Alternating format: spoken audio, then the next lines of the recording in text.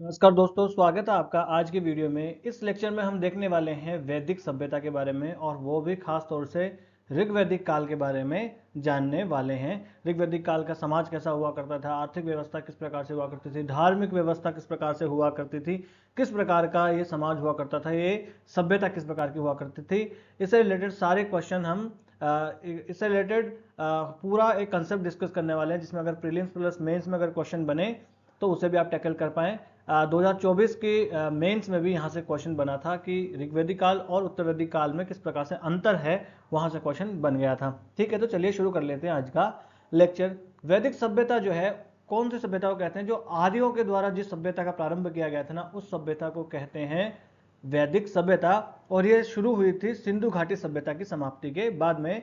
सिंधु घाटी सभ्यता से संबंधित लेक्चर्स भी हम इसी चैनल पे ऑलरेडी बना चुके हैं। ठीक है, आर्य कौन हुआ करते थे? आर्य वास्तविकता में एक भाषाई समूह हुआ करते थे, और ऐसा माना जाता है कि इसकी जो ये आर्य हुआ करते थे, बाहर से भारत के बाहर से ये आए। हालांकि निश्चित तौर पर यह नहीं कहा जा सकता कि ये भारत से आए हैं, बाहर से आए हैं, कि भारत के मूल निवासी। अब तक भी इसके ऊपर डिस्प्यूट है ना।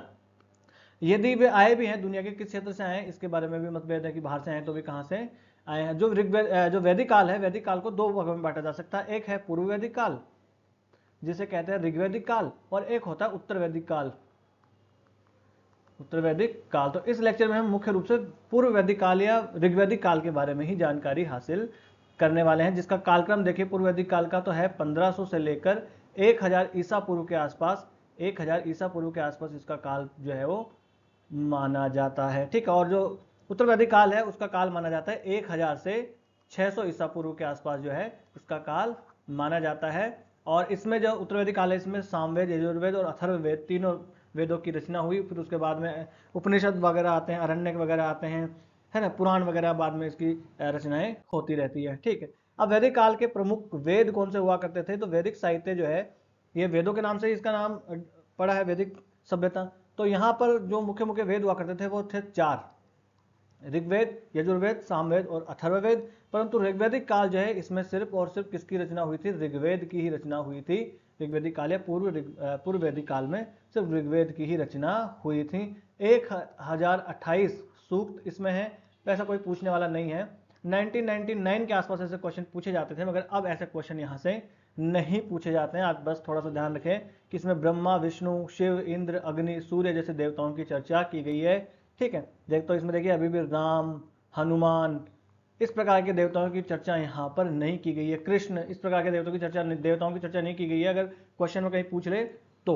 ठीक है, सामवेद फिर जो है ये संगीत और गायन से जुड़ा हुआ एक वेद हुआ करता था, और इसमें सोम रस की बात की जाती है, एक पेय पदार्थ हुआ करता था, और इंद्र का तो ये प्रिय हुआ करता था। यजुर्वेद में यज्ञ किस प्रकार से किए जाएंगे उसकी पूरी विधि बताई गई है, और अथर्ववेद में तो तंत्र मंत्र और चिकित्सा से संबंधित बातें बताई गई है। ठीक है, अब आर्यों का जो मूल स्थान है, इसके बारे में भी स्थान के संबंध में भी अभी भी जो मत है उसमें बहुत ज़्यादा आप कहो कि एक समानता नहीं है कि कहाँ से आए या कहाँ से नहीं आए। अगर बाहर से आए हैं तो बाहर दुनिया के कौन से क्षेत्र से आए हैं। ठीक है, पर इन लोगों ने जो यहाँ पर सभ्यता शुरू की उसे कहते हैं हम वैदिक सभ्यता, और ये लोग हुआ करते थे आर्य। और ये सबसे पहले कहाँ पर बसते हैं? तो उत्तर पश्चिमी भाग जो है भारत का, यहाँ पर आके बसते हैं। आप देख सकते हैं यही उत्तर पश्चिमी भारत है, यहाँ पर आके ही जो पूर्व वैदिक आर्य हैं वो बसते हैं। बाद में उत्तर वैदिक काल में तो ये और आगे की ओर बढ़ते जाते हैं, गंगा के मैदान में बढ़ते जाते हैं। ठीक है, ये जिस क्षेत्र में आकर बसे थे उसको कहते हैं सप्त सैंधव क्षेत्र। सप्त सैंधव क्षेत्र उसको कहते हैं। और सप्त सैंधव क्षेत्र जो है, यह प्रदेश इसको क्यों कहते हैं? क्योंकि यहाँ पर सिंधु नदी और उसकी 6 सहायक नदियां जो हुआ करती थी, उनके किनारों पर बसी हुई थी ये सभ्यता, इसलिए इसे सप्त सैंधव प्रदेश वाली सभ्यता भी कहते हैं। ठीक है, ऋग्वेद में जो है 7 नदियों का उल्लेख हमें मिलता है, जिसमें सिंधु, सरस्वती, शतुद्री जिसे आज सतलुज कहते हैं, विपाशा जिसे व्यास कहते हैं, परुष्णी नदी जिसे रावी कहते हैं, अक्सिनी जिसे चिनाब, और वितस्ता जिसे झेलम कहते हैं। हालांकि इतना कोई डीप में जाके आप पूछने वाला नहीं है, कह रहा हूँ ना। 1999 2000 के आसपास ऐसे क्वेश्चन बनते थे, परुष्णी नदी इसे अब कौन सी नदी के नाम से जाना जाता है, ऐसा। ठीक है, पर फिर भी एक बार नजर आप डाल लीजिएगा। गंगा नदी के बारे में भी इसमें चर्चा मिली है सिर्फ एक बार, और यमुना नदी के बारे में 3 बार चर्चा मिली है, यानी कि इनको बहुत कम ही जानते होंगे। और ये जो सरस्वती और धृष्टदती एक नदी है, उनके बीच के क्षेत्र को बहुत ही पवित्र माना जाता था और उसे ब्रह्मावर्त के नाम से जाना जाता था। ये आपको थोड़ा सा याद रख लेना है, ठीक है। आर्यों के मूल स्थान के ऊपर मत हुआ करते थे, अलग अलग जो विद्वान है उन्होंने अलग अलग मत रखे हैं कि कौन ये कहाँ से आए हैं। तो भारती जो है वो मूल निवास है, वो कहते हैं गंगानाथ झा, और एस सी दास जो है वो कहते हैं कि भारती इनके मूल निवास है। और मैक्स मूलर साहब कहते हैं कि ये मध्य एशिया से आए थे, इस प्रकार से घोड़ों पर आए थे। याद रखना ये घोड़ों पर आए थे, किस पर आए थे? घोड़ों पर आए थे। तो घोड़े जो है यहाँ पर महत्वपूर्ण हो जाते हैं, याद रखना। सिंधु घाटी सभ्यता में घोड़े नहीं हुआ करते थे, घोड़ों से परिचित वो नहीं हुआ करते थे, है ना।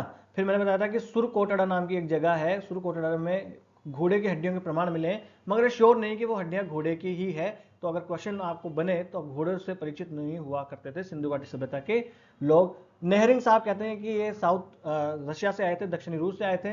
बाल गंगाधर तिलक कहते हैं कि ये उत्तरी ध्रुव से आए थे। बस ये थोड़ा सा मत है, इतनी ज्यादा कोई इंपॉर्टेंट नहीं है, बस आप जान लीजिएगा इस प्रकार से ये आते हैं मध्य एशिया की तरफ से, ठीक है। वैदिक काल में फिर हम देखें तो विवाह किस प्रकार के प्रचलित हुआ करते थे, तो 8 प्रकार के विवाह वैदिक काल में प्रचलित हुआ करते थे। कितने प्रकार के? 8 प्रकार के विवाह, जिसमें ब्रह्म विवाह होता है, गंधर्व विवाह होता है, राक्षस विवाह होता है। एक एक विवाह के बारे में आपको जानकारी हासिल करने की कोई जरूरत नहीं है, बस इतना है। अगर कहीं कोट करने के लिए आए मेंस वगैरह में तो आप बता देना कि 8 प्रकार के विवाह होते हैं, जैसे गंधर्व विवाह, ब्रह्म विवाह, राक्षस विवाह।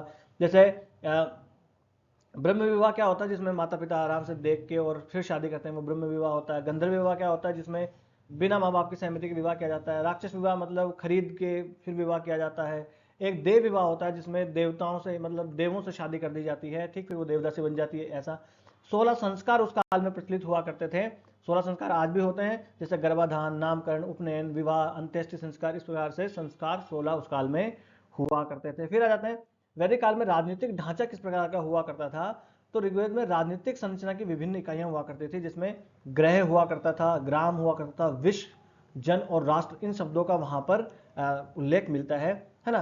खासतौर से राष्ट्र का ऋग्वेद काल में नहीं मिलता, ये उत्तर वैदिक काल में आके मिलने लगता है। ग्रह जो है वो परिवार या कुल हुआ करता था, और इसका मुखिया हुआ करता था गृहपति, या जिसे कुलप या कुलपा भी कहते थे। ग्राम का प्रधान ग्रामणी हुआ करता था, और विश्व का प्रधान हुआ करता था विश्वपति। विश्व मतलब एक जिले जैसा होता है, उसे विश्व कहा जाता था। फिर मध्य भारत में हम आके देखते हैं, मध्यकालीन भारत में, तो विश्व जो है फिर ये जिले का ही पर्याय बन जाता है। जन के नेता को गण कहा जाता था, और राष्ट्र या राज्य के प्रमुख को राजा कहा जाता था। मगर इस काल तक आते आते अभी तक जो है वो राष्ट्र शब्द जो है वो अभी यहाँ पर ऋग्वेद में नहीं आया था, ये उत्तर वैदिक काल में आता है। तो ये अंतर थोड़ा सा आपको याद रखना है।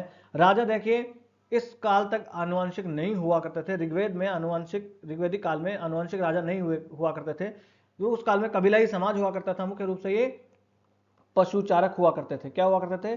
पशुचारक हुआ करते थे। ऋग्वेदिक आर्य जो हुआ करते थे, पशु चराना जो है इनका मुख्य व्यवसाय हुआ करता था, और गाय जो है मुख्य रूप से ये पाला करते थे। गाय का बहुत महत्व इनके जीवन में हुआ करता था।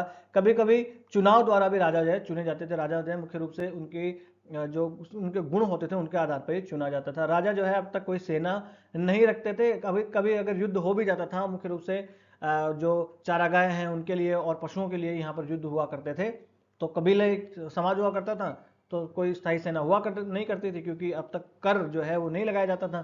तो अगर युद्ध हो गया तो जो ग्राम है, वो ग्राम या जो कबीला है या जो कुल है, उसके लोग ही जो है वो उनको इकट्ठा करके सेना बना ली जाती थी। और ग्राम जो होता था, उन ग्राम, और जब दो ग्राम आपस में भिड़ जाते थे तो तभी तो वर्ड निकला है संग्राम, मतलब युद्ध, है ना। तो वही हुआ करता था ग्राम, ठीक है। फिर राजा को बलि या कर के रूप में राजस्व मिला करता था। यहाँ पर देखिए बलि, देखिए बलि की शुरुआत होती है यहाँ से। बलि का अर्थ हुआ करता था कि राजा को जो भेंट दी जाती थी, स्वेच्छा से जो भेंट दी जाती थी वो होती थी बलि। यहाँ से राजा जो है, जैसे कि कोई दूध उगा जो जिसके पास है वो दे दे रहा है, कोई मांस दे दे रहा है, कुछ और चीज दे दे रहा है राजा को, इस प्रकार से दिया जाता था। कोई फ्रूट्स दे दे रहा है, कुछ और दे दे रहा है, ये बलि हुआ करते थे। बाद में इस बलि का अर्थ बदल जाता है और जानवरों और इंसानों को मारने लग जाते हैं ना। यहाँ पर सभा और समिति नाम की दो संस्थाएं हुआ करती थी, जहां पर पूरे निर्णय लिए जाते थे। राजा भी सभा और समिति में ही से ही चुने जाते थे। ये बहुत राजा के ऊपर ये कंट्रोल रखती थी, ताकि राजा जो है वो निरंकुश ना हो पाए। एक विदत नाम की संस्था भी हुआ करती थी, ये भी याद रखना।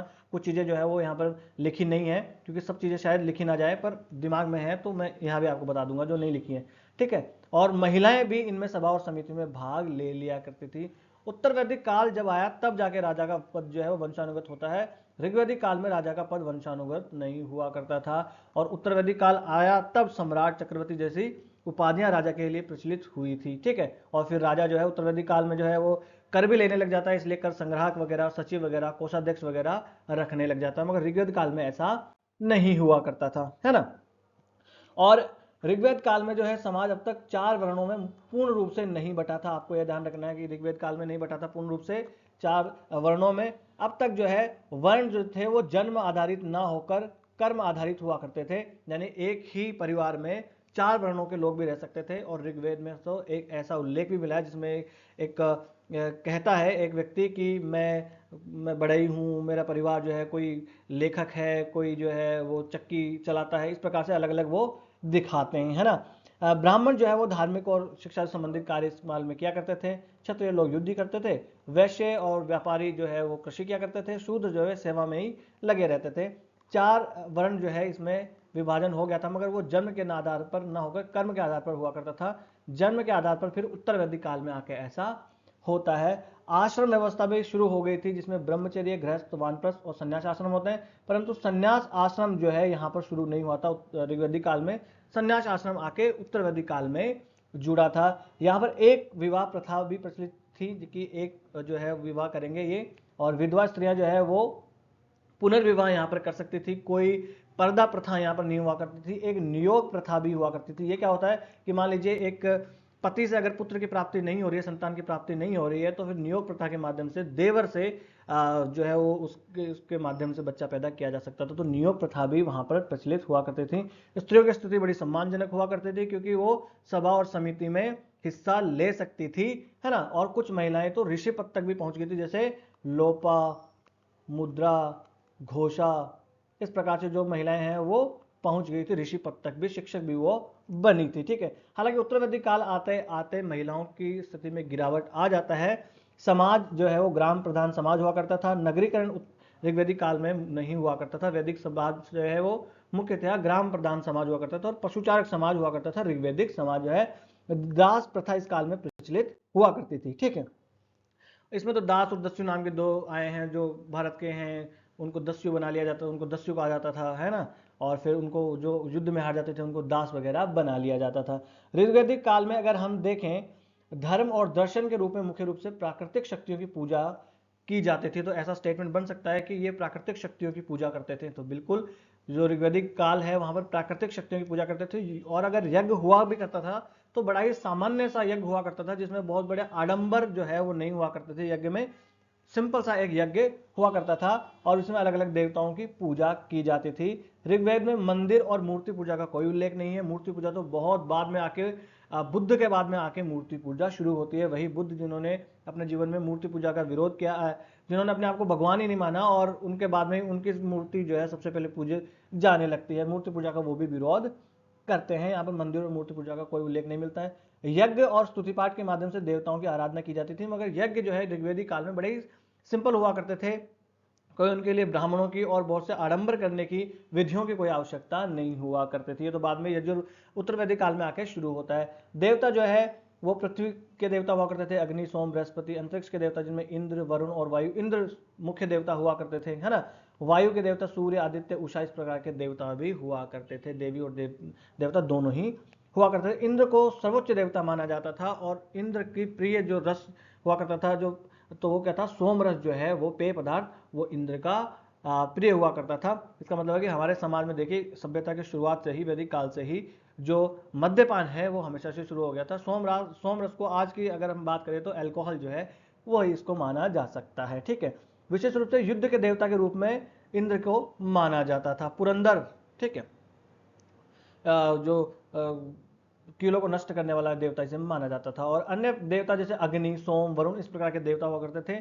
तो देवता भी इस काल में सिंपल से देवता हुआ करते थे, मतलब जो चीजें इनके काम में आ रही है, बारिश तो वरुण बारिश के देवता हो गए, अग्नि का हमारे तो अग्नि इनके देवता हो गए, तो ये देवता हुआ करते थे। अब तक देखिए कृष्ण और इस प्रकार के देवता नहीं हुआ करते थे। अग्नि को स्वर्ग और पृथ्वी के बीच का संदेशवाहक माना जाता था, कि जो अग्नि है वो स्वर्ग और पृथ्वी के बीच में एक संदेशवाहक के रूप में कार्य करेगी, और अगर हमें कुछ भी देवताओं तक सामग्री पहुंचानी है तो हम अग्नि में उसकी आहुति देंगे और वो देवताओं तक पहुंच जाएगी। आज भी जब हवन में आहुति देते हैं तो इसके पीछे का तर्क यही होता है कि जो हम अग्नि में आहुति दे रहे हैं वो देवताओं तक पहुंच जा रही है। तो जो हम देवताओं तक पहुंचाना चाहते हैं उसकी आहुति हम अग्नि में दे देते हैं, ठीक है। और देवता अमर माने जाते थे जिनकी मृत्यु नहीं हो सकती थी और उनका रूप मानव जैसा ही माना जाता था। हालांकि कुछ देवताओं को पशु रूप में भी दिखाया जाता था। पशुपतिनाथ जो है, इस प्रकार के देवता उस काल में प्रचलित हुआ करते थे, है ना। तो पशुचारक मुख्य रूप से समाज हुआ करता था, इसलिए पशुओं के देवता भी हुआ करते थे, ठीक है। तो इस प्रकार से ये हमने देख लिया ऋग्वैदिक काल के बारे में, सारी व्यवस्था देख ली। अगर मैं 1 मिनट में समराइज करूं तो मैं आपको बताना चाहूंगा कि ऋग्वैदिक काल का जो समाज हुआ करता था मुख्य रूप से पशुचारक समाज था। पशुचारक समाज ये हुआ करता था। फिर ग्राम प्रधान ये समाज हुआ करता था, ये ग्रामीण व्यवस्था हुआ करती थी। यहां पर कृषि अभी तक नहीं की जाने लगी थी। देखिए कृषि अभी तक नहीं कर रहे थे ये लोग, है ना। मुख्यतया ये क्या होता है कि यायावार जिंदगी गुजार रहे थे, एक जगह से दूसरी जगह ये घुमंतु लोग हुआ करते थे, बस पशु चराने पर ज्यादा ध्यान देते थे। स्थायी कृषि जो है वो इस काल तक नहीं हुई थी। स्थायी रहना सहना भी अब तक इन्होंने शुरू नहीं किया था ऋग्वैदिक काल में। और गाय जो है, गाय के लिए ज़्यादातर युद्ध यहाँ पर हुआ करते थे। और अगर कोई मेहमान आता था तो उसे गाय का मांस भी खिलाया जाता था, गोघ्न उसे कहा जाता था, है ना। तो गाय का इस प्रकार से महत्व भी था और फिर उसकी बलि भी यहाँ पर दी जाती थी। समाज बड़ा ही सामान्य यहाँ पर हुआ करता था, कोई बहुत ज़्यादा आडंबर और इस प्रकार का नहीं हुआ करता था। प्राकृतिक शक्तियों की ये पूजा किया करते थे। यज्ञ हालांकि किया करते थे मगर साधारण रूप से वो यज्ञ हुआ करते थे। तो इतनी सारी चीज़ें हम देख लेते हैं इसमें। महिलाओं की स्थिति यहाँ पर सम्मानजनक हुआ करती थी। राजनीतिक सभा और समिति थी, वहाँ उसमें वो भाग ले सकती थी। विदत नाम की एक संस्था हुआ करती थी जिसमें भी महिलाएं जो है भाग ले सकती थी। नियोग प्रथा हुआ करती थी, पर्दा प्रथा जैसी, बाल विवाह जैसी, इस प्रकार जैसी कोई जो है यहाँ पर व्यवस्थाएं या प्रथाएं नहीं हुआ करती थी। तो ये हमने एक पूरा ओवरव्यू देख लिया है ऋग्वैदिक काल से संबंधित। अगर कोई भी क्वेश्चन आता है तो आप अवश्य यहाँ से टैकल कर पाएंगे। तो इस लेक्चर को कर लेते हैं हम यहीं समाप्त। एक लेक्चर हम बनाएंगे उत्तर वैदिक काल से संबंधित। तो बस आज का लेक्चर कर लेते हैं यहीं समाप्त। नमस्ते, धन्यवाद।